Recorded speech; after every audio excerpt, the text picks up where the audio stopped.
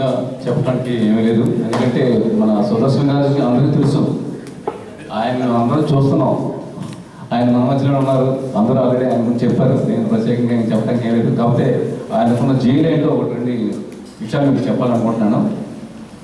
ఆయన ద్వారాగా ఎంతోమంది ఆయన దగ్గర వాక్యం నేర్చుకొని ఈ రోజున చాలామంది సేవకులుగా ఉన్నారు. ఆయన మాత్రం చాలా లేట్ ఇప్పటికే. అసలు ఎప్పుడు ఆయన సేవకుని కావాలి కానీ చాలా లేట్ అయిపోయింది. అయినా సరే దేవుడు ఇన్నాళ్ళు మా ప్రార్థన విన్నాడని మేము అనుకుంటున్నాం. ఎందుకంటే మేమంతా చాలా ప్రార్థన చేసాం ఆయన కోసం ఇప్పుడు చెప్పేవాళ్ళం, మీరు తొందరగా దేవుని పరిచయకు మీరు అయితే దేవుడి ఇన్నాళ్ళు మన ప్రార్థన విన్నాడు.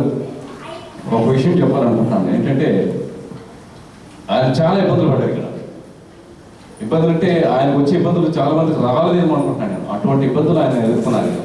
ఒక్కోసారి అక్కడ మేము ఆకాశలాడ్స్ మేము ప్రేర్ చేసుకునేటప్పుడు ఆయన చేతిలో డబ్బులు లేకపోయినా సరే ఆ పాప చెప్పింది ఒకసారి, నాకు చాలా బాధ అనిపించింది. నాకు ఆ పాప దాచుకున్న డబ్బులు ఏదో చీటీ ప్రతితో అంటాం కదా, అటువంటి దాంట్లో దాచుకున్న డబ్బులు, దాంట్లో డబ్బులు తీసుకొని ఆ పాపను తను ట్యాక్సీ తీసుకొని మా దగ్గరకు వచ్చారు.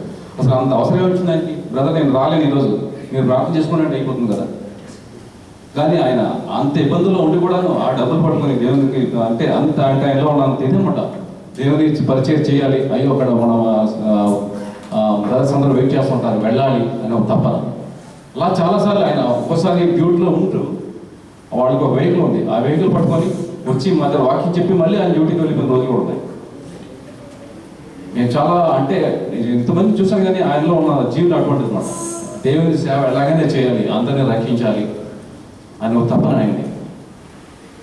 దేవుడు మొత్తానికి ఎలాగైతే ఇన్నాళ్ళకి దేవుడు మన ప్రార్థన విన్నాడు, నమ్ముతున్నాడు. నేను ఇప్పుడు కానుకలు పట్టుకున్న సమయం